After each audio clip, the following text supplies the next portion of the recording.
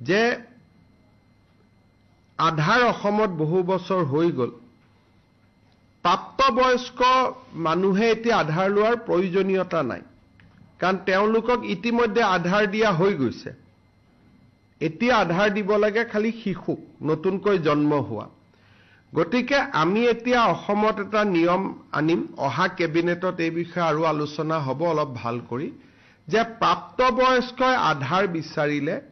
অকল জিলা উপায়ুক্তহে তাক দিব পাৰিব আন কোনেও প্ৰাপ্তবয়স্কক আধাৰ দিব নোৱাৰিব ইয়াৰ ফলত বাংলাদেশৰ পৰা অহা ফ্ৰেছ মানুহে আধাৰ কাৰ্ড ল'ব নোৱাৰিব আৰু একেবাৰে আমি ৰাস্তাটো বন্ধ কৰা নাই কোনোবা যদি জেনুইন মানুহ আছে বিশেষকৈ চাহ বাগিচা অঞ্চলত কিছু জেনুইন মানুহ এতিয়াও আধাৰ পোৱা নাই তেওঁলোকক জিলা উপায়ুক্তজনে দিব পাৰিব তাৰমানে আগতে আধাৰ কেন্দ্ৰতে পাই যায় বা এছডিসি অফিচত পায়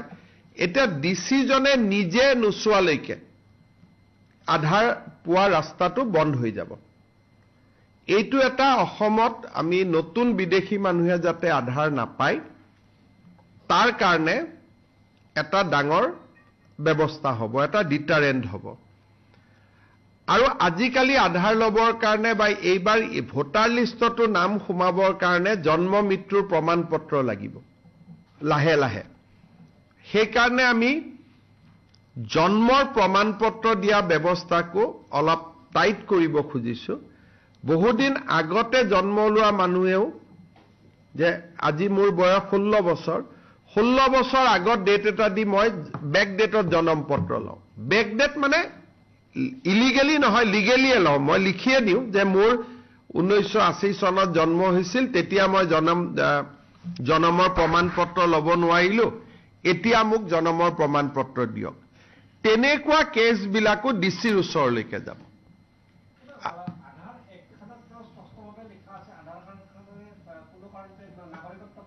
এটা নাগৰিকত্ব প্ৰমাণ নহয় কিন্তু আধাৰখন দেখুৱালেতো ৰেলৰ টিকটো পায় ভোটাৰ লিষ্টতো নাম পায়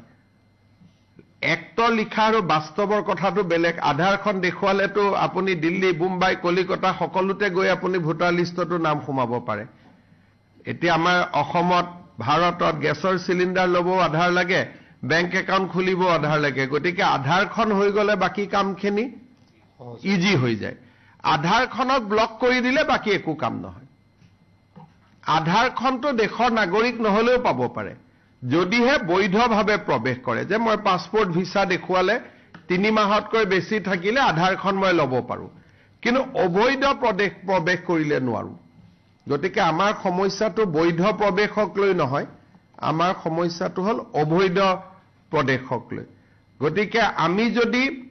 18 বছৰৰ ওপৰৰ মানুহক যদি আধাৰ বন্ধ কৰি দিওঁ তেতিয়াহলে আৰু অসমত কোনেও সোমাই ভোটাৰ তালিকাত নাম অমুক এইবিলাক কৰিব নোৱাৰে যোৱাকালিও ৰাতি আমি 20 জন বাংলাদেশীক পুছবেক কৰিছো গতিকে যিটো গতিত আমি বাংলাদেশীক পুছবেক কৰি আছো